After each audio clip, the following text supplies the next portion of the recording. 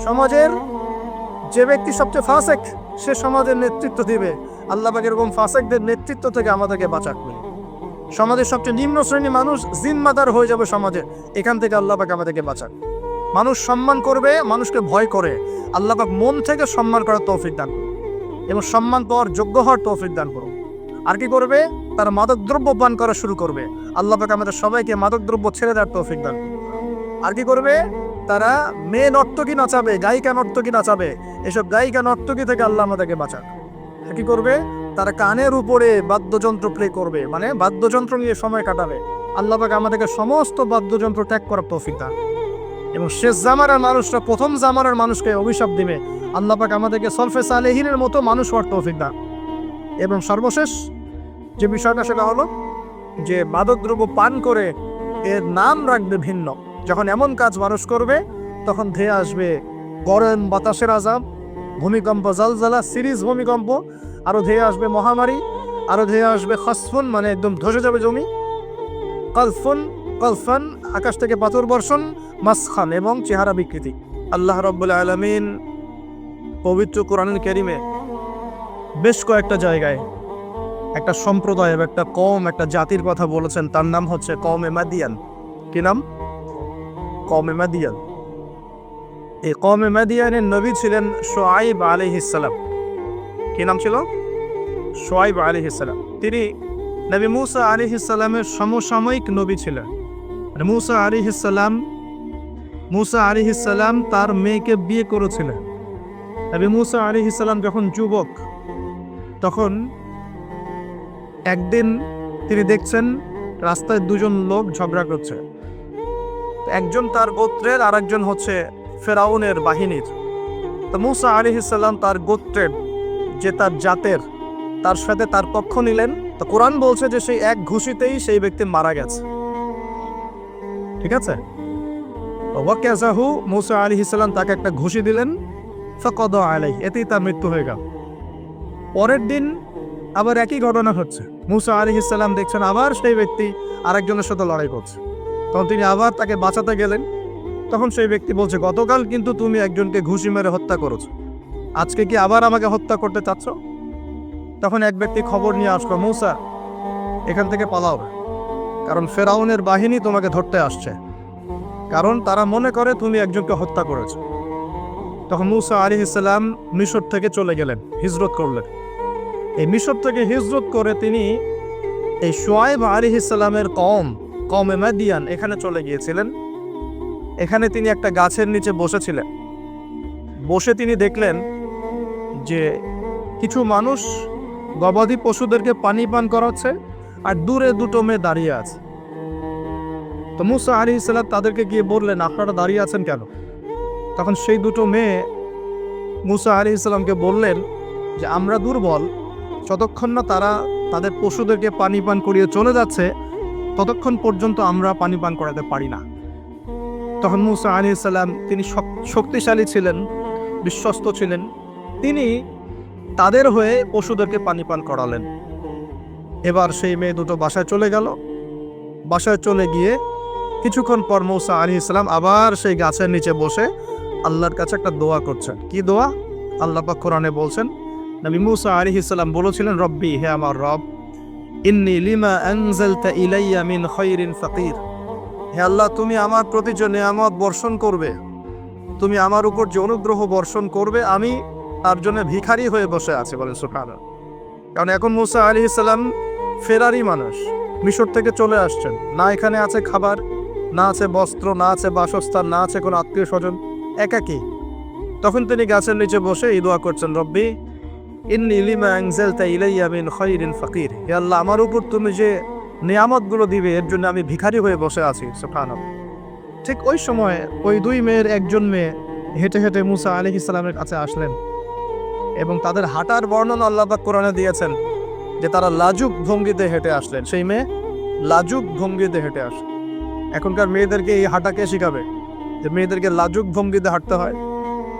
লজ্জা শরম তো সেই কবেই উঠে গেছে। তো একটা ভালো কাজ করার পরে মূসা আলাইহিস সালাম গাছের নিচে বসে আল্লাহর কাছে দোয়া করছেন। এই জন্য ভালো কাজের ওসিলা দিয়ে আল্লাহর কাছে দোয়া করতে হয়। এই যে আমরা দোয়া করতে চাই আল্লাহর কাছে, দোয়া করার বিভিন্ন সময় আছে, গুরুত্বপূর্ণ সময় আছে, পদ্ধতি আছে। পদ্ধতির সময় বুঝে দোয়া করলে ইনশাল্লাহ দোয়া ডাইরেক্ট কবুল হবে ইনশাআল্লাহ। আর তিনটা জিনিস খেয়াল রাখতে হবে। এক, ওই ইবাদত যেন আল্লাহর সন্তুষ্টির জন্য হয়। দুই, সেটা যেন নবী সাল্লাল্লাহু আলাইহি ওয়াসাল্লামের পদ্ধতি অনুযায়ী হয়। এবং তিন, আপনার রিজিকটা যেন হালাল থাকে। এই তিনটা বিষয় ঠিক থাকলে ইনশাআল্লাহ তাআলা দোয়া কবুল হবে ইনশাআল্লাহ। মুসা আলাইহিস সালাম দোয়া করলেন, সাথে সাথে ফল আসলো। ওই মেয়ে হেঁটে হেঁটে চলে আসলেন, এসে বললেন, আমার বাবা আপনাকে ডাকছেন, আমার বাবা আপনাকে ডাকছেন। এই কথার অর্থ যারা অ্যাডাল্ট তারা বুঝতে পারবেন। এখন মুসা আলাইহিস সালাম তার সাথে গেলেন, গিয়ে দেখলেন তার বাবা হচ্ছেন একজন নবী, যার নাম হচ্ছেন শুআয়ব আলাইহিস সালাম, যার কথা বলছেন। তার বাবার নাম কি? শুআয়ব আলাইহিস সালাম। এখন শুআয়ব আলাইহিস সালাম তিনি মুসা আলাইহিস সালামকে বলছেন, কি ঘটনা তোমার, আমাকে বলো। তখন মুসা আলাইহিস সালাম তাকে সব ঘটনা বললেন। এখনো কিন্তু মুসা আলাইহিস সালাম নবী হন নাই, এখনো কিন্তু তার কাছে ওহী আসেনি, ঠিক আছে? এখন তিনি তার ঘটনা খুলে বললেন যে আমি বনু ইসরাইলের মানুষ, ফেরাউনের ঘরে বড় হয়েছি, একদিন রাস্তায় ঘটনা ঘটলো, তারপরে আমাকে তারা ধাওয়া করে আজকে এই জায়গায় আমি চলে আসি। এখন শুআয়ব আলাইহিস সালাম বলছেন যে এখানে ভয়ের কিছু নাই, তুমি এখানে নিরাপদ, এখানে কেউ তোমার কোনো ক্ষতি করবে না ইনশাআল্লাহ। তখন এই দুজন মেয়ের একজন বলছে, বাবা এই ব্যক্তি হচ্ছে বিশ্বস্ত এবং শক্তিশালী, এই ব্যক্তি হচ্ছে বিশ্বস্ত এবং শক্তিশালী। মুসা আলাইহিস সালামের দুটা গুণ এখানে পাওয়া গেল, তিনি বিশ্বস্ত ছিলেন এবং কি শক্তিশালী ছিলেন। তো সে আমাদের উপকার করেছে, তাকে কি আমাদের কাছে রাখা যায় কিনা, তাকে পুরস্কার দেওয়া যায় কিনা? তখন বিচক্ষণ পিতা মেয়ের কথার ইশারা বুঝে ফেললেন। তখন পিতা এই মেয়ের সাথে মুসা আলাইহিস সালামের বিয়ে দিলেন। বলেন সুবহানাল্লাহ। কি শর্তে বিয়ে হলো? 8 বছর শুআয়ব আলাইহিস সালামের যে আপনার কাজ করতে হবে, মানে খামার, শুআয়ব আলাইহিস সালামের যে প্রজেক্ট আছে সেখানে 8 বছর শ্রম দিতে হবে, চাকরি করতে হবে। 8 বছর দেখাশোনা করতে হবে তার প্রপার্টিস দেখাশোনা করা মানে কি? সব দেখভাল করা, ভালো মন্দ দেখাশোনা করা। তার ছিল ক্ষেত ছিল, জমি জমা ছিল, আপনার গবাদি পশু ছিল, এগুলো দেখাশোনা করতে হবে। তো মুসা আলাইহিস সালামকে শর্ত দিচ্ছেন 8 বছর আমার এখানে কাজ করতে হবে, আর তুমি যদি 2 বছর বেশি করো, 10 বছর পূর্ণ করতে পারো, এটা তোমার বিষয়। আর এই ওয়াদা আমার আর আল্লাহর মাঝখানে, তোমার আমার আল্লাহর মাঝখানে থাকবে। তো মুসা আলাইহিস সালাম রাজি হলেন এবং তিনি সেখানে থাকতে লাগলেন। তো পরবর্তীতে মুসা আলাইহিস সালামের কাছে নবুয়ত আসলো যখন তুর পাহাড়ে তিনি আগুন দেখতে পেলেন। তিনি সেখানে গিয়ে আগুন খুঁজছেন, আর তুর পাহাড়ের ডান দিক থেকে আল্লাহ রাব্বুল আলামিন আওয়াজ দিলেন, ইয়া মূসা, হে মূসা, ফাখলা'না আলাইক, তোমার জুতা খুলে আসো, ইন্নাকা বিল ওয়াদিল মুকাদ্দাসি তুয়া, তুমি এখানে পবিত্র একটা জায়গায় এসেছো। মূসা আলাইহিস সালাম তো ভয় পেয়ে গিয়েছিলেন। আল্লাহ রাব্বুল আলামিন তাকে ওহী করলেন, তুমি নবী, আমার কাছে রাসূলরা ভয় পায় না, তোমার হাতে ওটা কি? মূসা আলাইহিস সালাম বলছেন, আমার হাতে লাঠি। কি করো লাঠি দিয়ে? মূসা আলাইহিস সালাম বলছেন, লাঠি দিয়ে আমি এই যে আমার গবাদি পশু এগুলোকে তাড়াই, গাছের পাতা পারি ইত্যাদি। আল্লাহ পাক বলছেন, লাঠি ছুঁড়ে মারো। লাঠি ছুঁড়ে মারার সাথে সাথেই এটা একটা বড় অজগর হয়ে গেল, এবং মূসা আলাইহিস সালাম এটা দেখে পিছনে দৌড় দেওয়া শুরু করল।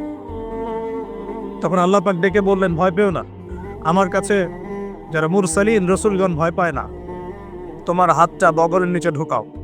মূসা আলাইহিস সালাম হাত নিয়ে এই বগরের নিচে দিলেন, এবার বের করলেন, দেখলেন হাত দিয়ে আলো বের হচ্ছে। এরপরে আল্লাহ পাক তাকে নবুয়ত দিলেন, যাও ফেরাউনের কাছে। কোন ফেরাউন? যেখান থেকে তুমি পালিয়ে এখানে এসেছো, ফেরাউনের কাছে গিয়ে ইযহাব ইলা ফিরআউন ইন্নাহু তাগা, ফেরাউনের কাছে যাও, গিয়ে বলো যে সে সীমা লঙ্ঘন করেছে। কি সীমা লঙ্ঘন সেটা আমরা পরে দেখবো ইনশাআল্লাহ। আমরা মোটামুটি জানি ফেরাউন সম্পর্কে, সে কন্যা সন্তানদেরকে জীবিত রাখত, পুত্র সন্তানদেরকে হত্যা করত, বনু ইসরাইলকে বিভক্ত করে শাসন করত, জুলুম করত, এবং তার সবচেয়ে বড় অপরাধ হচ্ছে সে নিজেকে খোদা দাবি করেছে। সে বলেছে, আনা রব্বুকুমুল আ'লা, আমি তোমাদের মহান রব। তো সে সীমা লঙ্ঘন করেছে, নাউযুবিল্লাহ। তো আল্লাহ পাক মূসা আলাইহিস সালামকে তার কাছেই পাঠাচ্ছেন, ফেরাউনের কাছে যাও, দাওয়াত পেশ করো। মূসা আলাইহিস সালাম বলছেন, আল্লাহ আমার তো জিহ্বায় জড়তা আছে, রব্বি ইশরাহ লি সাদরি, আল্লাহ আমার বক্ষটাকে প্রশস্ত করে দেন, মানে আমাকে সাহস দেন। ওয়া ইয়াসসির লি আমরি, আমার কাজকে সহজ করেন। ওয়াহলুল উকদাতাম মিন লিসানি, আমার জড়তা, জিহ্বার জড়তাগুলো দূর করে দেন। ইয়াফকাহু কওলি, যাতে মানুষ আমার কথা বুঝতে পারে। আর আমার ভাই হারুন আমার চেয়ে ভালো কথা বলতে পারে, আল্লাহ হারুনকেও নবুয়ত দান করো। আল্লাহ পাক হারুন আলাইহিস সালামকেও নবুয়ত দান করলেন এবং দুজনকে বললেন ইযহাবা ইলা ফিরআউন, তোমরা দুজন এখন ফিরআউনের কাছে যাও, ইন্নাহু তাগা ফাকুলা লাহু কাওলান লাইয়িনা, ফিরআউনের কাছে গিয়ে তার সাথে নম্র ভাষায় কথা বলবে, তাকে আল্লাহর দিকে দাওয়াত দিবে। যদি সে দাওয়াত কবুল না করে তখন তাকে শাস্তির ভয় দেখাবে, এবং সে যদি বিশ্বাস না করে তাহলে অজগর এবং হাতের এই যে মুজিজা, এই মুজিজাগুলো তোমরা দেখাবে। যাই হোক, তো মূসা আলাইহিস সালাম নবুয়ত পেয়েছেন শুআয়ব আলাইহিস সালামের আন্ডার থাকার সময়। আমি তার কথা বলতে গিয়ে দিকে এসেছি। এই শুআয়ব আলাইহিস সালামের কওম ছিল কওমে মাদিয়ান। কি নাম ভাই? একটু বুঝবেন জিনিসটা। কওমে মাদিয়ান, তো এটা আসহাবুল আইকাও বলা হয়, তাদেরকে আসহাবুল আইকাও বলা হয়, কিন্তু এই জায়গাটার নাম ছিল কওমে মাদিয়ান, মাদিয়ান উপত্যকা। এখন শুআয়ব আলাইহিস সালাম খুব চমৎকার একজন বাগ্মী ছিলেন। বাগ্মী বলতে যিনি খুব সুন্দর করে কথা বলতে পারেন। আছে না এমন কিছু মানুষ সমাজে যারা খুব সুন্দর করে কথা বলতে পারে? তো শুআয়ব আলাইহিস সালাম নবীদের মধ্যে চমৎকার করে কথা বলতে পারতেন এবং তার সাথে যুক্তি তর্কে কেউ পারত না। তিনি চমৎকার করে যুক্তি তর্ক উপস্থাপন করে সমাজের মানুষকে বোঝাতেন। আলহামদুলিল্লাহ, আমরা দোয়া করে আল্লাহ পাক সেই গুণাবলী আমাদের মতো দান করুক। এখন তার কওমের সমস্যা ছিল কি? এক নাম্বার সমস্যা ছিল তার কওম আল্লাহর সাথে শিরক করত। এক নাম্বার কি করতো ভাই? শিরক মানে হচ্ছে আল্লাহর একত্ববাদের সাথে অংশীদার সাব্যস্ত করা। মনে রাখবেন, তার কওম এক নাম্বার কি অপরাধ করত? শিরক করত। দুই নাম্বার কুফর, শিরকের সাথে সাথে তারা কুফরি করত, আল্লাহ রাব্বুল আলামিন অনুগ্রহগুলোকে, নেয়ামতগুলোকে অস্বীকার করত। তিন নাম্বার, এই দুটোর পাশাপাশি ওদের অপরাধ ছিল যে তারা মাপে কম দিত। কি করত? মাপে কম দিত। তিন নাম্বার। চার নাম্বার, ওরা অন্যের সম্পদ, মানুষের সম্পদ অন্যায়ভাবে দুই নাম্বারই করে লুটে পুটে খাইত। এই চারটা ছিল ওদের মেজর অপরাধ। কয়টা অপরাধ? এই চারটা মারাত্মক মেজর অপরাধ। এখন আসেন, এদের কি পরিণতি হলো সেটা বলার আগে আমরা এই পাপগুলো নিয়ে একটু আলোচনা করি। এই পাপগুলো নিয়ে একটু আলোচনা করি সংক্ষিপ্ত করে। মাদিয়ান কওমের সর্বপ্রথম অপরাধ ছিল তারা আল্লাহর সাথে শিরক করত, মানে আল্লাহ পাকের তাওহীদের সাথে অংশীদার সাব্যস্ত করত। এখন এই শিরকটা কিন্তু প্রত্যেক যুগেই নবীদের সময় হয়েছে এবং আমাদের নবী মুহাম্মদ সাল্লাল্লাহু আলাইহি ওয়াসাল্লাম তার জামানাতেও কিন্তু আবু জেহেল, আবু লাহাব, উতবা, সায়বা এরা কিন্তু শিরক করেছে। এখন এই শিরকটাকে নবী সাল্লাল্লাহু আলাইহি ওয়াসাল্লাম খুব সহজ করে ভাগ করে দিয়ে গেছে। আমরা যদি কোরআন এবং হাদিসটা ঘাটাঘাটি করি আমরা দেখব যে শিরকটা আসলে তিন প্রকার হয়। এই তাওহীদ এবং শিরকটা তিন প্রকার হয়। একটা হলো একত্ববাদ, যেমন তিন প্রকার হয়, শিরকও তিন প্রকার হয়। আল্লাহ পাকের তাওহীদ একত্ববাদ যেমন তিন ভাগে ভাগ করা যায়, শিরকটাকেও তিন ভাগে ভাগ করা যায়। এবং তাওহীদকে আমরা ভাগ করি একভাবে, তাওহীদে রুবুবিয়ত, তাওহীদে উলুহিয়ত এবং তাওহীদে আসমা ওয়া সিফাত। এই তিন ভাগে আমরা ভাগ করি। ঠিক একইভাবে শিরকটাও তিন ভাগে হয়। একটা হচ্ছে আশিরকু ফিল আকীদা, বিশ্বাসের মধ্যে শিরক, আশিরকু ফিল আমাল, কাজের মধ্যে শিরক, আশিরকু ফিল লিসান আও আশিরকু বিল কওল। শিরক হচ্ছে আপনার কথার মধ্যে অথবা জবানের মধ্যে, মানে ভাষাগত শিরক, কর্মগত শিরক এবং আকীদাগত শিরক। আমি কি বুঝতে পারছি? এই তিনটা সহজ করে দিলাম। শিরক এরকম তিন ভাগে ভাগ করা যায়। উদাহরণ দিলে পরিষ্কার হবে। যেমন বিশ্বাসগত শিরক, যেমন কোনো মানুষ যদি বিশ্বাস করে যে মহাবিশ্বের কোনো স্রষ্টা নাই, এই মহাবিশ্ব এমনি এমনি সৃষ্টি হয়েছে, এটা বিশ্বাসগত শিরক, তাই না? কেউ যদি বিশ্বাস করে যে আল্লাহ এই বিশ্বকে সৃষ্টি করেছেন কিন্তু আল্লাহর পাশাপাশি আরো ইলাহ আছে, নাউজুবিল্লাহ, এটাও হবে বিশ্বাসগত শিরক। কেউ যদি মনে করে যে আল্লাহ পর্যন্ত পৌঁছাতে হলে আমাকে এই যে চন্দ্র, সূর্য, গ্রহ, নক্ষত্র, গাছপালা এগুলোর পূজা করতে হবে, শিরক। এটা হলো বিশ্বাসগত শিরক। ধরেন কেউ যদি মনে করে যে আল্লাহ বলতে কেউ নাই, নাস্তিকতায় বিশ্বাস করেন যে কোনো ইলাহ নাই, এই মহাবিশ্ব বিগ ব্যাং থেকে সৃষ্টি হয়েছে, এটাও হবে কি? চিন্তাগত, আকীদাগত শিরক। কেউ যদি মনে করে যে আমার ভালো মন্দের মালিক আল্লাহ নয়, ভালো মন্দের মালিক আমি নিজে, কেউ যদি মনে করে, শিরক হবে। কেউ যদি মনে করে তাকদীর বা ভাগ্য বলতে কিচ্ছু নাই, আমি যা করব তাই পাবো, এমন মানুষ নাই, এটাও হবে আকীদাগত শিরক, কারণ আল্লাহ পাক তাকদীর রচনা করেছেন। কেউ যদি মনে করে যে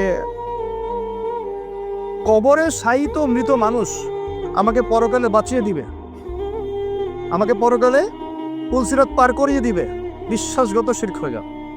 কেউ যদি মনে করে যে অমুক ওসিলা মাধ্যম ধরলে আমি সন্তান লাভ করব, এটাও শিরক। সন্তানদের মালিককে। কেউ যদি মনে করে আমি পরিশ্রম করি বলেই রিজিক প্রাপ্ত হই, শিরক। আমি পরিশ্রম করি, কাজ করি, ব্যবসা করি, চাকরি করে বলেই 3 বেলা খেতে পারি, শিরক। কে খাওয়ায়? কেউ যদি মনে করে যে আমি খুব রুটিন লাইফ লিড করি, ভালো মন্দ বেঁচে চলি, ভালো ভালো খাই, ব্যায়াম করি, এই কারণে আমি সুস্বাস্থ্যের অধিকারী, শিরক হবে। সুস্বাস্থ্য দিয়েছেন কে? কেউ যদি মনে করে যে আমার হাতে একটা আংটি আছে, এই আংটি খুলে ফেললে আমার রোগ হবে, এটা হবে বিশ্বাসগত শিরক। কেউ যদি মনে করে আংটিটা খুলে ফেললে আমার রোগ বেড়ে যাবে, অথবা আংটি খুলে ফেললে আমি মারা যাব, আমার কোনো ক্ষতি হবে, বিশ্বাসগত শিরক। কেউ যদি মনে করে ভালোগুলো সব আল্লাহর পক্ষ থেকে আসে আর খারাপগুলো শয়তানের পক্ষ থেকে আসে, এটাও শিরক। কারণ ভালো মন্দ দুটোই কার পক্ষ থেকে আসে? আল্লাহর পক্ষ থেকে। চুল আঁচড়াচ্ছেন, চিরুনিটা হাত থেকে পড়ে গেল। কেউ যদি মনে করে এখন মেহমান আসবে বাসায়, এটা হবে একটা শিরক আর কি। বাসা থেকে বের হয়েছেন, হঠাৎ করে হোঁচট খেলেন, এই কাপড়টা আটকে গেল, আপনি মনে করছেন হয়তো বাইরে গেলে কোনো অমঙ্গল অকল্যাণ হতে পারে, বিশ্বাস করলেই শিরক। কেউ যদি মনে করে যে রাস্তার পাশে লোক বসে আছে টিয়া পাখি নিয়ে, ও আমার ভাগ্য বলতে পারে, বিশ্বাস করলে শিরক। কেউ যদি পত্রিকা খুলে দেখে রাশি ফলে লেখা আছে তুমি সিংহ রাশি, তোমার আজকের দিনটা এমন যাবে, বিশ্বাস করলে শিরক। কেউ যদি হাত দেখায় জ্যোতিষীকে, দেখিয়ে বলে যে আমার ভবিষ্যৎ বলে দেন, আমার কয়টা বিয়ে হবে, কয়টা বাচ্চা হবে, কেউ যদি বিশ্বাস করে, তাহলে শিরক। এরকম অসংখ্য শিরক হতে পারে, আমি বলে শেষ করতে পারবো না, যেগুলো মানুষের চিন্তার সাথে সম্পৃক্ত। কিসের সাথে সম্পৃক্ত? এই চিন্তার সাথে যে শিরকগুলো সম্পৃক্ত, এগুলোকে আমরা বলি আশিরকু ফিল আকীদা বা বিশ্বাসগত শিরক। আমি কি বুঝাতে পারছি? আমি সহজ করে দিচ্ছি। 2 নাম্বার হচ্ছে আশিরকু ফিল আমাল, কাজের মধ্যে শিরক। কেমন? যেমন আল্লাহ বলেছেন আল্লাহর জন্য নামাজ পড়তে। যদি আমি বা আপনি অন্য কাউকে দেখানোর জন্য নামাজ পড়ি, কি হবে? শিরক হবে। আল্লাহ বলেছেন আল্লাহর সন্তুষ্টির জন্য দ্বীনের জ্ঞান অর্জন করতে। এখন আমি যদি জ্ঞান অর্জন করি এই জন্য যে মানুষ আমাকে অনেক বড় বক্তা বলবে, অনেক বড় আলেম বলবে, মুফতি মুফাসসির বলবে, হ্যাঁ সবাই দাওয়াত করে খাওয়াবে আমাকে, ইত্যাদি ইত্যাদি, দুনিয়ার স্বার্থ থাকলেই এটা শিরক হয়ে যাবে। কি হবে? শিরক হয়ে যাবে। আল্লাহ পাক বলেছেন যে আল্লাহ রাব্বুল আলামিনকে সেজদা করতে। এখন আমরা যদি কোনো জড় পদার্থকে সেজদা করা শুরু করি, কি হবে? যদি কোনো মানুষকে সেজদা করি, যদি কোনো মৃত মানুষকে সেজদা করি, আচ্ছা এটা ক্লিয়ার রাখবেন আকিদা। আল্লাহ পাক বলেছেন আল্লাহর জন্য কুরবানি করতে, ফাসাল্লি লিরাব্বিকা ওয়ানহার। আল্লাহর জন্য কুরবানি করি আমরা, অন্য কারোর জন্য করি? আল্লাহ ছাড়া অন্য কাউকে সন্তুষ্ট করার জন্য কেউ কুরবানি করে, কি হবে? শিরক হবে। আল্লাহ বলেছেন দান সদকা করতে আল্লাহর সন্তুষ্টির জন্য। এখন আমি দান সদকা করলাম, বড় একটা ফুটানি, যে আমাকে মানুষ বড় দানবীর বলবে, এরকম বিশ্বাস করলে, মনের মধ্যে নিয়ত থাকলেই শিরক হয়ে যাবে। হজ করতে বলেছেন আল্লাহ পাক আল্লাহকে সন্তুষ্ট করার জন্য। এখন আপনি হজ করে আসলেন এবং টাইটেল লাগিয়ে বেড়াচ্ছেন আমি অমুক আলহাজ হাদি সাহেব, ঠিক আছে? মানুষ আমাকে আলহাজ বলবে, হাদি সাহেব বলবে, মানুষ আমাকে তখন ভোটটা দিবে, ভোটের সময় তখন আমাকে মানুষ ভোটটা দিবে, ওই স্বার্থ যদি থাকে শিরক হয়ে যাবে। আমি বুঝতে পারছিলাম মনে হয়। ইবাদত বন্দেগীর ক্ষেত্রে যদি আল্লাহর সন্তুষ্টি ছাড়া অন্য কারো সন্তুষ্টি উদ্দেশ্য থাকে, শিরক হয়ে যাবে। বুঝতে পারছি কি? আচ্ছা, যেমন নজর মানত করতে হয় কার জন্য? আল্লাহর জন্য। আপনি যদি অন্য কাউকে সন্তুষ্ট করার জন্য নজর মানত করেন, কি হবে? শিরক হবে। আল্লাহ রাব্বুল আলামিন তার কাছে দোয়া করতে বলেছেন। এখন আপনি যদি অন্য কারো কাছে দোয়া করা শুরু করেন, চাওয়া শুরু করেন, কি হবে? আল্লাহ পাক আল্লাহর জন্য কুরবানি করতে বলেছেন। কিছু মানুষ জিনদের জন্য কুরবানি করে এখনো সমাজের মধ্যে, জিনকে বশ করার জন্য, তাবে করার জন্য এবং জিন কেন্দ্রিক জাদুবিদ্যার চর্চা করার জন্য মানুষ জিনদের সামনে কুরবানি করে এখনো। পার্বত্য অঞ্চলগুলো ঘুরলে আপনারা দেখতে পারবেন। এবং মানুষ জাদুবিদ্যার চর্চাও করে। কেউ যদি কুফরি, তন্ত্র মন্ত্র, এসব জাদুবিদ্যার চর্চা করে, শিরক হয়ে যাবে। এরকম প্রচুর কাজ আছে যেগুলো আমলগত শিরক, কাজগত শিরক। একটা গেল চিন্তাগত শিরক, একটা গেল কি কাজগত, আমলগত শিরক। আরেকটা হতে পারে কথায়, লিসান বা জবানে, আল কওল ফিল কওল, কথা জবান, এগুলোর মধ্যে শিরক হতে পারে। যেমন এই যে যদি আপনাকে জিজ্ঞাসা করি ভাই কেমন আছেন, তো বললো যে আপনার দোয়ায় ভালো আছে, আপনার দোয়ায় ভালো আছে। যদি বলতেই হয় বলতে হবে আলহামদুলিল্লাহ আপনার দোয়ায় ভালো আছে। আলহামদুলিল্লাহ আল্লাহর সন্তুষ্টি, আল্লাহর ইচ্ছা, অতঃপর আপনার দোয়ায় ভালো আছে। জিজ্ঞাসা করছি আপনার মা কেমন আছে? যদি কেউ বলে মা খুব অসুস্থ ছিল, ভাগ্যিস একজন ভালো ডাক্তার পেয়েছিলাম, না হলে মাকে বাঁচানো যেত না, কথা বলার সাথে সাথেই শিরক হয়ে গেছে।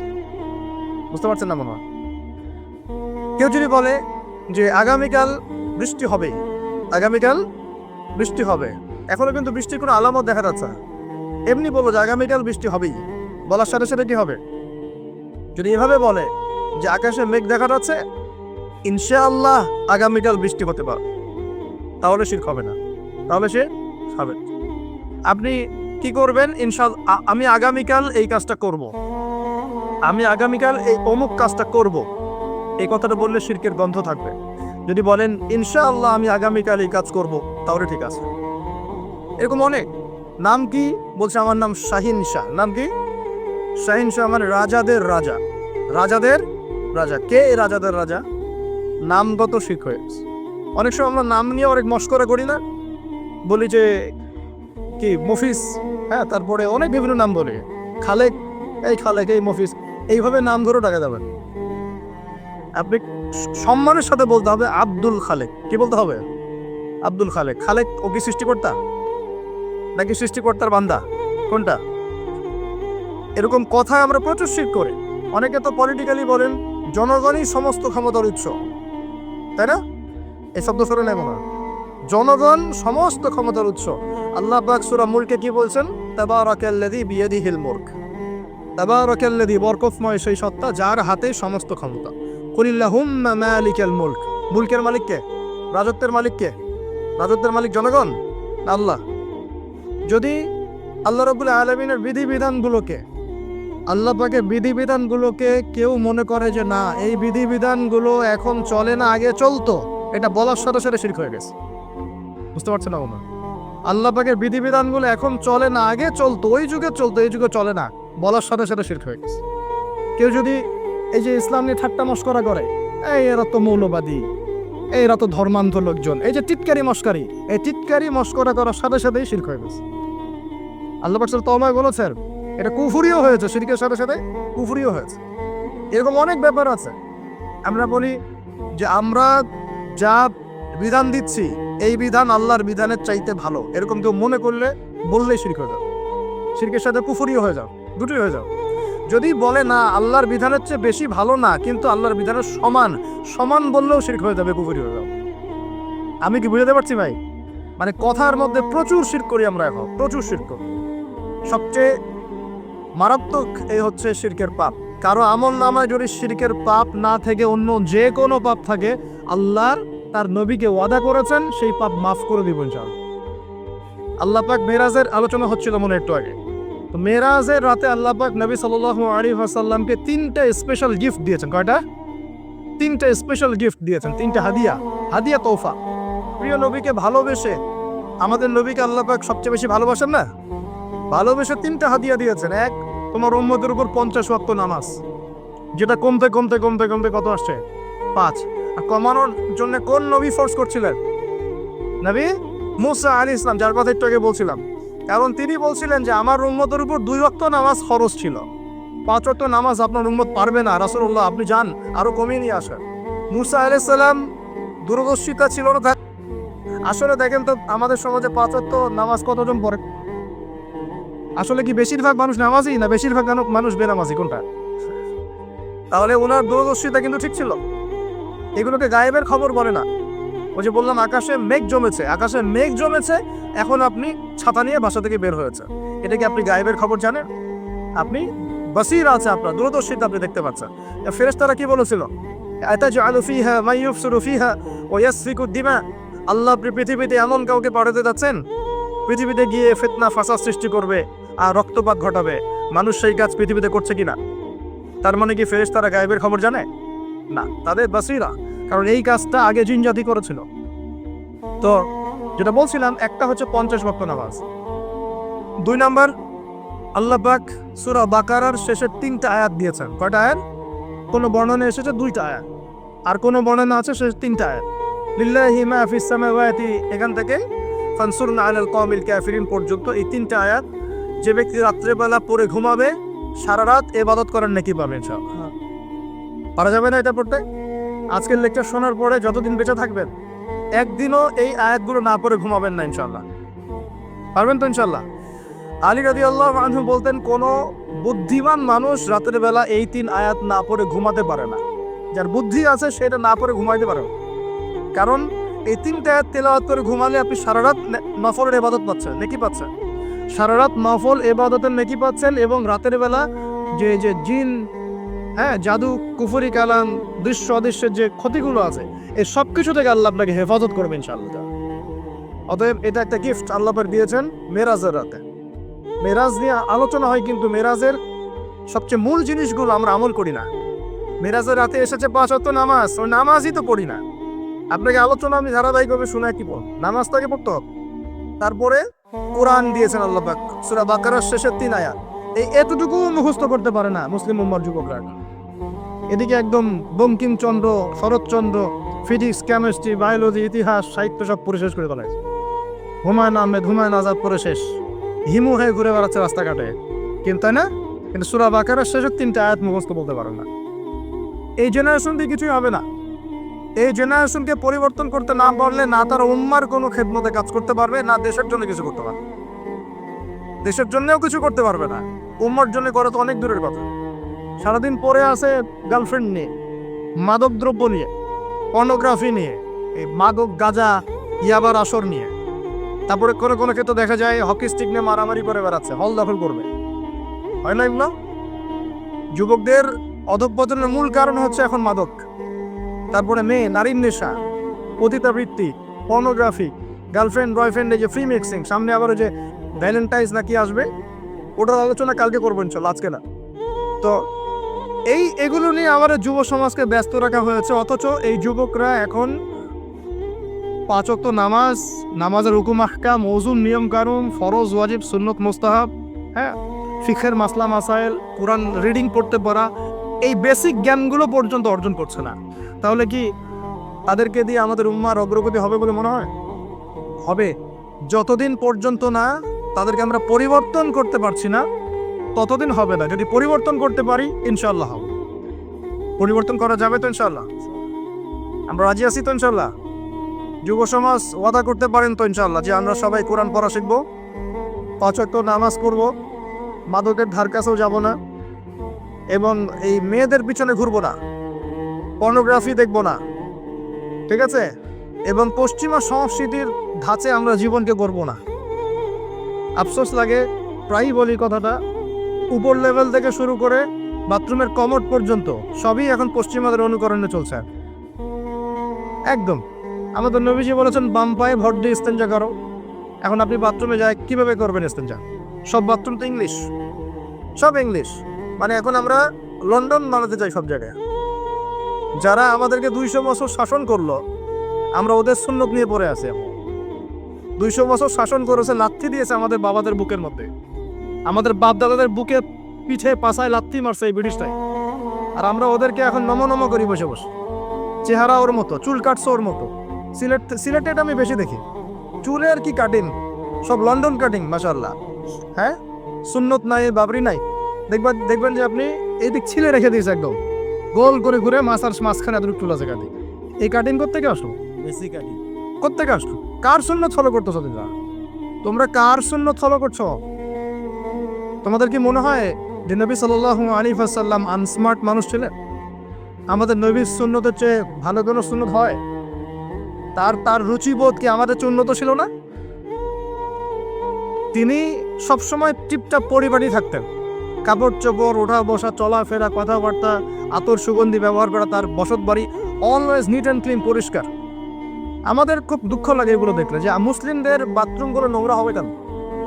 আর তুহুরু শাতরুল ঈমানই তো বোঝাতে পারলাম, পবিত্রতা, নিট অ্যান্ড ক্লিন, চকচকা ঝকচকা থাকবে মুসলিমদের বাড়িঘর। এটা হলো পবিত্রতা, ঈমানের একটা অংশ। ঈমানের অর্ধেকই পবিত্রতা। আমাদের বাড়িঘর, পোশাক পরিচ্ছদ, চেহারা সুরত সব পরিষ্কার থাকতে হবে, এক ঝকঝক করবে। এটা মুসলমানের বাড়ি দেখলে বোঝা যাবে। হিন্দু ভাইদের বাসায় গিয়ে দেখা যায় পূজা করার আলাদা জায়গা আছে, মুসলমানদের বাসায় নামাজের জায়গা খুঁজে পাওয়া যায় না। এটা কেন? মুসলিমদের বাসায় নামাজের জায়গা খুঁজতে হয়, নামাজ পড়ার জায়গা কোথায় দেখান? বাসা বানাচ্ছেন 5 তলা 10 তলা, এগুলোর সামনে কবরস্থান হবে, কারণ ভূমিকম্প আসতেছে, আগেই বলছে। এবং সিরিজ আসবে, সিরিজ সানাওয়াতুজ জালাজিল, জালজালার বছরগুলো আসবে, ওইদিকে আমি পরে আসতেছি। তো বানান আর উঁচু উঁচু বানান। 10 তলা বাড়িতে একটা জায়গা পাওয়া যায় না নামাজ পড়ার জন্যে। ড্রয়িং রুমে নামাজ পড়তে হয়, বেডরুমে নামাজ পড়তে হয়, বাথরুমের সামনে নামাজ পড়তে হয়। অথচ একটা ছোট্ট হিন্দু ভাইয়ের বাসায় গিয়ে দেখেন তার ইবাদত, তাদের ইবাদত মানে তাদের ভাষায় বলছি, উপাসনা তাদের করা আলাদা জায়গা আছে। দেখেন নাই? তাহলে ধর্মকে কে বেশি শ্রদ্ধা করে? আমার বড় ফিকির আছে নামাজ নিয়ে। বাড়িতে কাজের বুয়া থাকার জায়গা আছে, নামাজ পড়ার জায়গা। বাড়িতে গোডাউন আছে, গোডাউন রাখার জায়গা। বাড়িতে টয়লেট আছে, 5টা 6টা টয়লেট, সব ইংলিশ, নামাজের জায়গা নেই। বাড়িঘর বানাবেন, আলাদা করে নামাজের জায়গা করবেন। আজকেই বাসায় গিয়ে বাসায় ঠিক করবেন কোন জায়গায় নামাজের। ওই ঘরটা পরিষ্কার থাকবে, আরো বেশি পরিষ্কার থাকবে, আতর খুশবু দেওয়া থাকবে, ওখানে আগর আতর থাকবে, আগর তো জ্বালেন আপনারা, একটা আধ্যাত্মিক পরিবেশ থাকবে, ঢুকলেই নামাজ পড়তে ইচ্ছা করবে। আর বাড়ি ঘরের টয়লেট হবে পরিষ্কার পরিচ্ছন্ন। আমাদের মুসলিম জাতি নিট অ্যান্ড ক্লিন, পরিষ্কার জাতি। আমরা সবসময় রাসূল সাল্লাল্লাহু আলাইহি ওয়াসাল্লামের মতো টিপটাপ পরিবারই থাকবো ইনশাল্লাহ। পারবো তো ইনশাল্লাহ? আল্লাহ কবুল করুন। আমি রাতের বেলা অবশ্যই সূরা বাকারা শেষে 3 আয়াত পড়তেই হবে। পারা যাবে ইনশাল্লাহ? নিজের উপর এটাকে ফরজ করে নিয়ে নিবে। আর 3 নাম্বার, তৃতীয় হাদিয়া এটা যেটা বলছিলাম, আল্লাহ পাক তার নবীকে ওয়াদা করেছেন। এই ওয়াদাটা খুব ভালো করে শোনেন। আল্লাহ পাক তার নবীকে একটা ওয়াদা করেছেন, হে নবী মুহাম্মদ সাল্লাল্লাহু আলাইহি সাল্লাম, তোমার উম্মতের যে কোনো ব্যক্তি, তোমার উম্মতের যে কোনো ব্যক্তি যদি আসমান জমিনের সমান গোনা নিয়ে আমার সামনে দাঁড়ায়, আসমান জমিন সমান গোনা মানে সুদ খাইছে, ঘুষ খাইছে, ধরেন দুর্নীতি করছে, আপনার জেনা করেছে, হ্যাঁ চুরি করেছে, ইত্যাদি ইত্যাদি, অনেক পাপ করেছে। হয়তো কিছু পাপের শাস্তি দুনিয়ায় পেয়েছে, কিছু শাস্তি মৌতের সময় যন্ত্রণার সময় পেয়েছে, কিছু শাস্তি কবরে পেয়েছে, আবার কিছু শাস্তি হাসরের মাঠে পেয়েছে। এভাবে শাস্তি দেওয়া হবে ধাপে ধাপে, এবং এর মধ্য দিয়ে গোনাগুলো মাফ হবে। আবার কিছু সময় আল্লাহ পাক পরীক্ষা করেছেন জান দিয়ে, মাল দিয়ে, সম্পদের ক্ষতি দিয়ে। তো তোমার উম্মতের যে কোনো ব্যক্তি যত বড় পাপ নিয়ে আসুক না কেন, আসমান জমিন ভরায় ফেলুক পাপ দিয়ে, কিন্তু তার আমল নামায় যদি আমার সাথে শিরকের পাপ না থাকে, আমি তার সামনে আসমান জমিন সমান ক্ষমা নিয়ে হাজির হব ইনশাআল্লাহ। মানে আল্লাহ মাফ করে দিবেন। তাহলে প্রিয় ভাই, শিখলাম যে আমাদের আমল নামাকে শিরক মুক্ত করতে হবে। রাজি আছেন ইনশাআল্লাহ? যত রকম শিরক আছে, চিন্তার শিরক, আপনার কাজের শিরক, কথার শিরক, সমস্ত শিরক ত্যাগ করতে হবে। আমাদের রবকে, খাওয়ানকে, সন্তান দেনকে, বাঁচানকে, মারেনকে, রিজিকের মালিককে, ভালো মন্দের মালিককে, ইহকাল পরকালে কল্যাণের মালিককে, আমার ইবাদত পাওয়ার যোগ্যকে, আমার ভালোবাসা পাওয়ার যোগ্যকে, আমি ভয় করব কাকে, আমি শ্রদ্ধা করব কাকে, আমি সবচেয়ে বেশি সম্মান করব কাকে, আমি কার জন্য বাঁচবো, কার জন্য মরবো, কার জন্য জীবন উৎসর্গ করব, সব কার জন্য হবে। ব্যাস এই যথেষ্ট। লা ইলাহা ইল্লাল্লাহ এর মানে এইটা, মানে হচ্ছে আল্লাহ পাকই সবকিছু, আল্লাহ ছাড়া কিছুই না, আল্লাহর জন্যই সবকিছু। লা ইলাহা ইল্লাল্লাহ আমরা ক্ষেত্র বিশেষে মানি। এখন যেমন দেখাচ্ছি, মসজিদে গিয়েছি, এখানে মাশাআল্লাহ লা ইলাহা ইল্লাল্লাহ মানছি। ঠিক আমি ব্যবসা করতে চলে গেলাম, ওখানে গিয়ে মাপে কম দেওয়া শুরু করলাম, আমার মনে হচ্ছে আল্লাহ আমাকে এখন দেখছেন না। তার মানে ব্যবসায় লা ইলাহা ইল্লাল্লাহ নাই, মসজিদে আছে। এরকম হয় না? আবার একজন চাকরি করতে গিয়েছে, টেবিলের নিচ দিয়ে ঘুষ নিচ্ছে, ওর মনে হয় এখানে হয়তো লা ইলাহা ইল্লাল্লাহ নাই। আমার একজন সুদ খাচ্ছে অর্থনৈতিক জীবনে গিয়ে, তার ধারণা এখানে আল্লাহ পাক তাকে ধরবেন না, এটা দুনিয়ার বিষয়, আর মসজিদটা হচ্ছে আখিরাতের বিষয়। আমি ইসলামটাকে এরকম ভাগ করে ফেলেছি। কেউ পলিটিক্স করতে আসছে, তার মনে হয় যে এখানে লা ইলাহা ইল্লাল্লাহের দরকার নাই, এখানে আমি যা ভালো বুঝি তাই, সমাজের নিয়মকানুন আমি যেমন করবো তেমন, আল্লাহর বিধান পরে দেখা যান। ওই যুগে চলতে এই যুগে চলে না, এমন চিন্তা এখন মানুষের, এমন চিন্তাটা। শিক্ষা অর্জন করতে গিয়েছেন, এখানে লা ইলাহা ইল্লাল্লাহ দরকার না, লা ইলাহা ইল্লাল্লাহ মসজিদে হবে, মাদ্রাসা হবে, চিন্তাটা এমন। অথচ জীবনের প্রতিটা ক্ষেত্রে লা ইলাহা ইল্লাল্লাহ বাস্তবায়ন না করা পর্যন্ত কেউ মুমিন মুসলিম হতে পারছে না, পারবেও না। ইবাদত করছি, এখানে যেমন আল্লাহ ছাড়া কোনো ইলাহ নাই, অর্থনৈতিক জীবনেও আল্লাহ ছাড়া কোনো ইলাহ নাই। ঠিক একইভাবে শিক্ষা জীবনেও আল্লাহ ছাড়া কোনো ইলাহ নাই, আমার পারিবারিক জীবনেও আল্লাহ ছাড়া কোনো ইলাহ নাই, আমার পলিটিক্যাল লাইফেও আল্লাহ ছাড়া কোনো ইলাহ নাই। এর নাম লা ইলাহা ইল্লাল্লাহ। এই হলো বিষয়। একটা কথা প্রাসঙ্গিক এসেই যায়, মুহাম্মদুর রাসূলুল্লাহ তাহলে কি? মুহাম্মদুর রাসূলুল্লাহ হচ্ছে জীবনের প্রতিটা ক্ষেত্রেই এই একমাত্র ব্যক্তি, আমার আদর্শ। উনি ছাড়া আমি কাউকে আদর্শরূপে গ্রহণ করতে পারি না। এই হলো মুহাম্মদুর রাসূলুল্লাহ। চেহারা থেকে শুরু হবে, আমার চেহারা হবে তার মতো, চুলদাড়ি তার মতো, পোশাক আশাক তার মতো, আমার বাড়িঘর তার মতো। বাড়িঘর তার মতো বলতে তার রুচিবোধ, তার সুন্নত অনুযায়ী। নবী সাল্লাল্লাহু আলাইহি ওয়াসাল্লামের মাটির বাড়ি আপনি চাইলে ইট পাথরের করতে পারেন, কোনো সমস্যা তো নাই, কিন্তু সেই বাড়িতে নবীর সুন্নত ছাড়া অন্য কোনো সুন্নত চলবে না। চলবে? আচ্ছা, আপনার পরিবার, এটা হবে মুহাম্মদ সাল্লাল্লাহু আলাইহি ওয়াসাল্লামের আদর্শে। শিক্ষার জীবন রাসূলের আদর্শে, ব্যবসায়ী জীবন রাসূলের আদর্শে, চাকরি করতে গিয়েছেন তার আদর্শ মেনে চলতে হবে, সমাজনীতি পরিচালনা করছেন তার আদর্শ মানতে হবে, মানতে আপনি বাধ্য। আপনি আরো বড় দায়িত্ব পেয়েছেন, বিশ্ব নেতা হয়েছেন, তখন বিশ্বটাকে চালাতে হবে তার সুন্নত মতো, আপনি তখন বাধ্য এটা করতে। যদি না করেন তাহলে মুহাম্মদুর রাসূলুল্লাহ ওই জায়গায় নাই। মুহাম্মদুর রাসূলুল্লাহ কি দাড়ির মধ্যে খালি, খাওয়ার পরে মিষ্টি খাওয়ার মধ্যে, সিন্নি খাওয়ার মধ্যেই মুহাম্মদুর রাসূলুল্লাহ, নাকি জীবনের সব ক্ষেত্রেই মুহাম্মদুর রাসূলুল্লাহ থাকবে? এই আকীদা ক্লিয়ার করতে হবে। হ্যাঁ, আমি জানি, এখন আমি আমার মন্তব্য বলছি, আমি জানি যে একজন মানুষের পক্ষে সব কিছু আমল করা একই সময় একই সাথে কঠিন, সম্ভব না। আর এই বিশ্ব তো আসলেই সম্ভব না, কিন্তু আমাদের চেষ্টা থাকবে না? চেষ্টা করতে হবে কিনা? আমরা আজকে থেকে নিয়ত করি যে আমরা জীবনের প্রতিটা ক্ষেত্রেই লা ইলাহা ইল্লাল্লাহ মানব চাও, এবং জীবনের প্রতিটা ক্ষেত্রেই মুহাম্মদ রাসূলুল্লাহ বাস্তবায়নের চেষ্টা করবো চাও। আল্লাহ পাক আমাদের সবাইকে কবুল করুন বলি আবার। আল্লাহ পাক সবাইকে তৌফিক দান করুন। শুআয়ব আলাইহিস সালামের কওম এই শিরকের পাপের মধ্যে লিপ্ত ছিল। আমি কি শিরক বোঝাতে পেরেছি ভাই? কিছুটা হলো পেরেছেন তো? একটা কিছু এরকম বই পাওয়া যায় বাজারে, আকীদা সংক্রান্ত, আকীদা তাহাবিয়া, আল ওয়াসাতিয়া, এরকম কিছু বই আছে। কোরআন সুন্নাহর আলোকে বিশুদ্ধ আকীদা, তারপর শিরক কি ও কেন, কিতাবুত তাওহীদ, এরকম কিছু বই পাওয়া যায়। এগুলো কিনলে আপনি শিরকের বিভিন্ন ক্যাটাগরিজগুলো জানতে পারবেন, কিভাবে শিরক হতে পারে। আল্লাহ পাক আমাদের সবাইকে জ্ঞান অর্জন করার তৌফিক দান করুন। হ্যাঁ, এবার আসেন, শুআয়ব আলাইহিস সালামের কওমের দ্বিতীয় পাপ ছিল কুফর, যেটা আমরাও, আল্লাহ মাফ করুক, আমরাও সেই পাপের মধ্যে লিপ্ত আছি। কুফর মানে কি? আল্লাহকে অস্বীকার করা, আল্লাহকে অস্বীকার করা। যেমন এই যে কিছু মানুষ আছে, যে মানুষগুলো 5 ওয়াক্ত নামাজ পড়াকে ফরজ মনে করে না, এরা স্পষ্ট কুফরি করছে। কে বলেছেন? নবী সাল্লাল্লাহু আলাইহি ওয়াসাল্লাম। ওই যে বলছেন, মান তারাকা সালাতান মুতাআম্মিদান ফাকাদ কাফারা, কেউ যদি নামাজ, ফরজ নামাজকে ইচ্ছা করে ছেড়ে দেয়, নামাজের ফরজিয়াতকে অস্বীকার করে, ফাকাদ কাফারা, সে কুফরি করলো। বলি নাউযুবিল্লাহ। অনেক ভাই আছেন না, নামাজ পড়ে না, সবাইকে নামাজের দাওয়াত দিচ্ছে আমরা। আল্লাহ পাক আমাদের সবাইকে 5 ওয়াক্ত নামাজ জামাতে পড়ার তৌফিক দান করুন। সফরে আছেন, মুসাফির আছেন, আপনার জন্য ওজর আছে, কিন্তু নরমালি মুকিম অবস্থায় জামাত ধরার চেষ্টা করতে হবে। আল্লাহ পাক তৌফিক এনায়েত করুন। এবং আমাদের বাড়ি ঘরের চাইতে মসজিদগুলো হবে সুন্দর, বড়, ঝকঝকা, নিট অ্যান্ড ক্লিন। আর এত বেশি মসজিদের দরকার নাই। আমরা একটা খেয়াল করি কি, একটা এলাকার মধ্যেই 10-20টা মসজিদ, দেখেন নাই? মসজিদের সংখ্যা কমায়, মসজিদ বড় করেন, যাতে সমাজটা বড় হয়। এভাবে সমাজ ভাগ হয়ে গেছে। আপনার টাকা আছে, বাসার সামনে একটা মসজিদ করছে, আরেক ভাই তার বাসার সামনে একটা করছে, আরেক ভাই তার বাসার সামনে। এখানে 10 জন নামাজ পড়ে, ওখানে 15 জন, এখানে 20 জন। যদি একটা থাকতো, সবাই এসে নামাজ পড়তো, এখানে লোক হইতো 100 জন। কোনটা ভালো? এই ইউনিটিটা ভালো। নামাজের, জামাতের নামাজ আমাদেরকে ঐক্য শিখায়। কি শিখায়? ঐক্য শিখায়। আমরা এভাবে ভাগ করে ফেলছি। অনেক সময় দুঃখজনক দেখা যায় কিছু মাসআলাগত কারণেও মসজিদ ভাগ করে ফেলে মানুষ। আমি এই মাসলাকের মানুষ, আমি এই মাসআলা মানি, আমি এই তরিকার মানুষ, মসজিদ ভাগ। সেইভাবে নামাজ পড়ে, সেইভাবে পড়ে। এগুলো কি উম্মার উপকার হচ্ছে?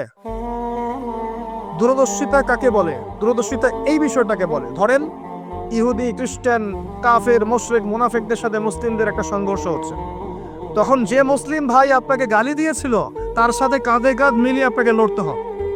এর নাম দূরদর্শিতা। বুঝতে পারছেন না কথা?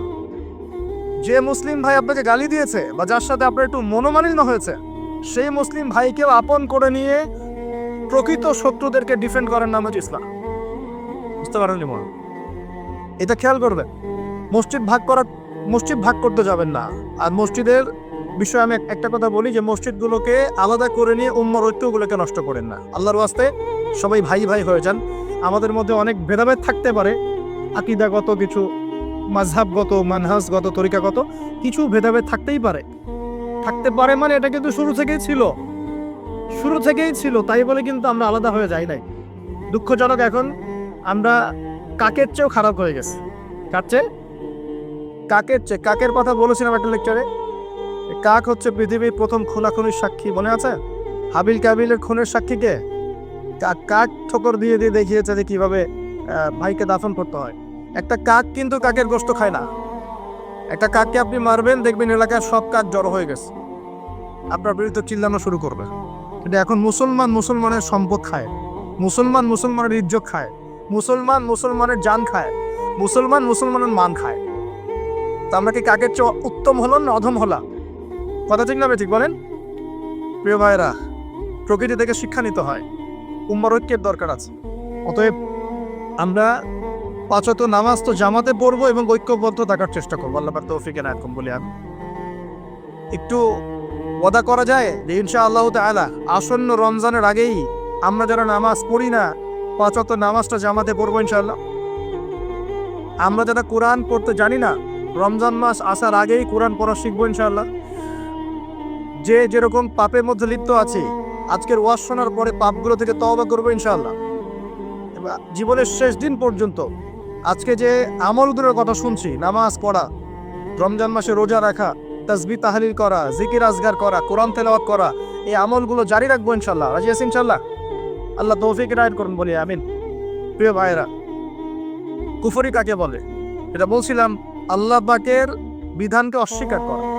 এখন একজন ব্যক্তি মনে করেন নামাজ পড়ে, বুঝেন, নামাজ পড়ে কিন্তু যাকাত দেয় না।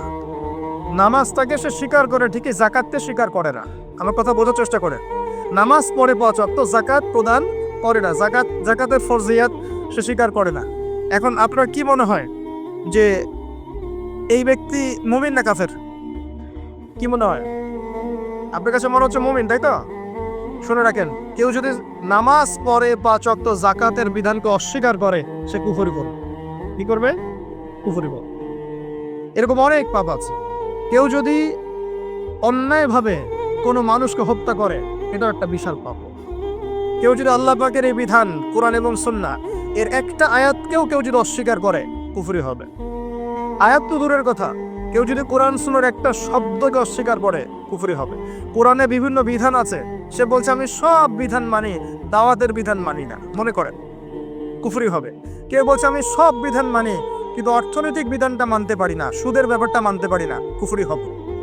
কেউ যদি মনে করে আমি সব মানি, ইসলামের জিহাদের বিধান মানি না, কুফরি হবে। মানে আল্লাহ পাকের বিধিবিধান যে এসেছে এর আংশিকও যদি অস্বীকার করে, কুফরি হয়ে যাবে। অলসতা করে আমল করতে না পারা এক জিনিস, আর এক অস্বীকার করা আর এক জিনিস। কেউ যদি বলে আমি নামাজ অস্বীকার করি না, নামাজ ফরজ আমি মানি কিন্তু মাঝে মাঝে পড়তে পারছি না, এর জন্য আমি অনুতপ্ত, ইনশাআল্লাহ আল্লাহ চাইলে তাকে মাফও করতে পারেন। কিন্তু কেউ যদি বলে যে না আমি এটা মানি না, নামাজের ফরজিয়াত আমি স্বীকার করি না, নামাজ তাদের জন্য যারা পাপ করে, আমি তো পাপই করি না, আর নামাজ না পড়লে আমার ঈমান ঠিক আছে, এরকম কথা শোনেন না সমাজে, কুফরি। এরকম অনেক বিষয় আছে। আল্লাহ পাক আমাদেরকে যাবতীয় কুফরি থেকে হেফাজত করুন বলিয়া। শুআয়ব আলাইহিস সালামের কওমের এটা ছিল একটা বড় পাপ, একটা শিরক ছিল, একটা কি ছিল? কুফরি। এবার 3 নম্বরে আসেন, আল্লাহ বলেন ওয়ালা তাবখাসুন নাস আশিয়াআকুম। আল্লাহ শুআয়ব আলাইহিস সালামের কওমকে বলছেন তোমরা অন্যের সম্পদগুলোকে অন্যায়ভাবে লুটে পুটে খেও না। এই যুগে সেই কাজ হয় কি না? চাকরি করতে গিয়েছেন, চাকরি হচ্ছে না, আপনাকে বলা হচ্ছে যে 10 লাখ টাকা না দিলে চাকরি হবে না, 5 লাখ না দিলে হবে না। এই যে 5 লাখ টাকা, 10 লাখ টাকা বা 5 টাকা, 10 টাকা, 50,000 টাকা, যেটাই হোক না কেন, এই যে আপনার কাছ থেকে সে আদায় করলো, এটা হচ্ছে ওয়ালা তাবখাসুন নাস আশিয়াআহুম, মানুষের সম্পদ অন্যায়ভাবে ভোগ করো না, এর মধ্যে সে পড়ে গেল। কথা কি বুঝতে পারছেন কিনা? মাথা নাড়বেন, বুঝতে পারছেন না, বুঝতে পারছেন কিনা? কথা কি বুঝতে পারছেন? আচ্ছা, এখন ধরেন আপনি একটা অর্থনৈতিক সিস্টেম চালু করেছেন, এখানে মানুষ আপনার দ্বারস্থ হয়, আপনি টাকা পয়সা ধার দেন, ধার দিয়ে বলেন যে টাকা ধার দিলাম 1 লাখ টাকা, কিন্তু তোমাকে দিতে হবে 1,10,000 টাকা, সময় দিচ্ছি তোমাকে আমি 1 মাস বেশি, ঠিক আছে? এই যে সময় দিয়ে আপনি টাকাটাকে বাড়িয়ে নিলেন, এটা হলো ওয়ালা তাবখাসুন নাস আশিয়াআহুম, মানুষের সম্পদ অন্যায়ভাবে লুটে পুটে খাওয়া। তারপরে মনে করেন আপনার বোন আছে, এখন আপনি সম্পত্তি ভাগ করে দিচ্ছেন, কিন্তু বোনের অংশটা দিতে চান না। বোনকে বুঝান যে না তোর দরকার নাই, আমার দরকার আছে, আমি ছেলে মানুষ, আমার দায়িত্ব বেশি। এই যে বোনের সম্পদটা 2 শতক 5 শতক জমি মেরে খাইলেন, এটা হলো ওয়ালা তাবখাসুন নাস আশিয়াআহুম, মানুষের সম্পদ অন্যায়ভাবে মেরে খাওয়া। মনে করেন এই যে রমজান মাস আসে, রমজান মাস আসলে দেখা যায় বিভিন্ন দ্রব্যের দাম বেড়ে যাচ্ছে। কিছু কিছু অসাধু ব্যবসায়ী ইচ্ছা করে অনেক সময় দ্রব্যের দাম বাড়ান, কিছু কিছু, সবাই না, অনেকে বাধ্য হন। আর এই বছর আরও বেশি বাধ্য হবে, কারণ এই বছর এলসি বন্ধ আছে। যখন পণ্য খালাস করতে যাবে, ওই যে ডলারটা এক্সট্রা খরচ হবে, ওইটা সে পণ্যের উপর চার্জ দিবে, সেই চার্জ জনগণের পকেট থেকে নেওয়া হবে। ওটা আমি আগেই বলেছি যে রমজানে পণ্যের দাম বেড়ে যাবে। ওই যে বলছি বৃষ্টি কেন, মেঘ দেখে বলছি যে বৃষ্টি হতে পারে, মেঘ আছে বলেই বলেছে বৃষ্টি হতে পারে, এটা ভবিষ্যতের কথা না। ইকোনমিক্স বুঝলে আপনি বুঝবেন যে ইকোনমিক সেকশনের অবস্থা খুব খারাপ, সব সেকশন ভালো না। তো এখন মনে করেন এই পণ্যের দাম বাড়িয়ে দিলেন, একটা পণ্যের দাম আছে 100 টাকা, মানুষের চাহিদা এখন বেশি, আপনি দিয়ে দিলেন এর দাম 500 টাকা। এই যে বলে মানুষের সম্পদ অন্যায়ভাবে আত্মসাৎ করে খাচ্ছে। তারপরে এরকম অনেক ক্ষেত্রেই হয়। একটা মানুষ জানে যে বাস ভাড়া 10 টাকা, সবাই জানে বাস ভাড়া 10 টাকা 20 টাকার, সবাই জানে। এখন 5 জন লোক নতুন আসছে এলাকায়, জানে না যে ভাড়া 20 টাকা, ওকে বলতেছে ভাড়া হচ্ছে 80 টাকা। এ বেচারা জানে না ভাড়া 80 টাকা না 20 টাকা, ও বলে আচ্ছা ঠিক আছে চল। এই যে 60 টাকা বেশি খাইলো না, এটা হলো ওয়ালা তাবখাসুন নাস আশিয়াহুম, মানুষের সম্পদ অন্যায়ভাবে লুটে পুটে খাওয়া। মানে যত রকম দুর্নীতি হয় টাকা পয়সা নিয়ে অর্থনৈতিক সেকশনে, সব কিছুই শুআয়ব আলাইহিস সালামের কওমের এই চরিত্রের সাথে মিলে যায়। ওয়ালা তাবখাসুন নাস আশিয়াহুম। এই যে এখন টাকা পয়সা দিয়ে চালাচ্ছেন কাগজের টাকা, অনেক দিন বলেছি, মনে করেন আজকে থেকে সম্ভবত 15-20 বছর হবে, এরকম সময় হবে, তখন সোনার ভরি ছিল 22,000 টাকা, মনে আছে আপনাদের? হ্যাঁ, 22 থেকে 24-25 হাজার টাকা ভরি ছিল। এখন সোনার ভরি কত? 1 লাখ টাকা 80,000 টাকা। আচ্ছা, এখন মনে করেন, বুঝেন, ভালো করে বুঝেন, মনে করেন এখন আমি 1 লাখ টাকা দিয়ে 1 ভরি সোনা কিনলাম, ঠিক আছে? বুঝতে পারতেছেন? 1 লাখ টাকা দিয়ে 1 ভরি সোনা কিনলাম, কিনে আমি সোনাটাকে রেখে দিলাম আমার স্ত্রীর কাছে, যে তুমি এটা রাখো, তোমার কাছে রেখে দাও, 4-5 বছর 10 বছর রেখে দাও। আর আপনি 1 লাখ টাকা দিয়ে সোনা কেনেন নাই, আপনি 1 লাখ টাকাটা 1 লাখ টাকাই রেখে দিয়েছেন, ঠিক আছে? দুজন ব্যক্তি, একজন আমি একটু বোকা মানুষ, এই জন্য আমি কি করছি, 1 লাখ টাকা দিয়ে 1 ভরি সোনা কিনে বাসায় রেখে দিয়েছি, আমার স্ত্রীর কাছে আছে মনে করেন। এখন আপনি অনেক চালাক মানুষ, আপনি মনে করেছেন না এগুলোর দরকার নাই, তো আমি 1 লাখ টাকা ক্যাশই রেখে দিই। এখন 10 বছর পর আপনারটা বের করবো, আমারটা বের করবো। 10 বছর পর আপনারটা আপনি বের করেন, আমারটা আমি বের করি, দেখবেন আমার ওই এক ভরি সোনার দাম 1 লাখ টাকা থেকে হয়ে গেছে 2 লাখ টাকা, আর আপনার ওই 1 লাখ টাকা 10 বছর পর হয়ে গেছে 80,000 টাকা, 70,000 টাকা, বা আরও কম। তাহলে কে চালাক কে বোকা? এখানে এই পুরো মনিটরি সিস্টেমটা দিয়ে পুরো বিশ্ব জুড়ে, এটা বৈশ্বিক সংকট, পুরো বিশ্ব জুড়ে মানুষের টাকা, শ্রম, এগুলো লুটে পুটে খাওয়া হচ্ছে। এটা হলো ওয়ালা তাবখাসুন নাস আশিয়াহুম, মানুষের সম্পদ অন্যায়ভাবে ভোগ করো না। এগুলা ইসলামিক কারেন্সি না, এগুলো বোঝাতে এখন ওলামায়ে কেরামদেরকেও বোঝাতে হয় যে এগুলো ইসলামিক কারেন্সি না। রাসূল সাল্লাল্লাহু আলাইহি ওয়াসাল্লামের সময় দিনার আর দিরহাম ছিল। আপনাদের কি মনে আছে আসহাবুল কাহফ 309 বছর ঘুমিয়েছিল? কত বছর? 309 বছর গুহায় ঘুমিয়ে ঘুম থেকে উঠে বলছে আমরা ক্ষুধার্ত, যাও বাজারে যাও, রুটি নিয়ে আসো। পকেট থেকে কিছু মুদ্রা দিলেন, ওই মুদ্রা নিয়ে এই ছেলেগুলো চলে গেল, গিয়ে খাবার রুটি কিনে নিয়ে আসলো। 309 বছর ঘুমানোর পরেও ওই মুদ্রার মান কমে যায় নাই, কমে গিয়েছিল। তার ওই মুদ্রা কিসের ছিল? কাগজের না অন্য কিছুর? এগুলো মুদ্রা, এগুলো হচ্ছে ইসলামিক মুদ্রা। তো ইসলামিক কারেন্সির বিষয়টা কি, এর মান কখনো পড়ে যাবে না। ইসলামিক কারেন্সির মান কখনো পড়ে যাবে না, কারণ টাকার মান পড়ে গেলে আপনার শ্রমটা চলে যায়। ওই যে 1 লাখ টাকা হয়ে গেল 70,000 টাকা, তার মানে 30,000 টাকা শ্রম আপনি হারিয়ে ফেললেন। ওই 30,000 টাকা কামাই করতে হয় নাই, কামাই করার জন্য এই পাথর ভাঙতে হয় নাই, কষ্ট করতে হয় নাই, কত কষ্ট করতে হয়েছে, তারপরে আপনি 30,000 টাকা পেয়েছেন। এখন মান যদি গায়েল হয়ে যায়, তার মানে আপনার শ্রম তো চলে গেল।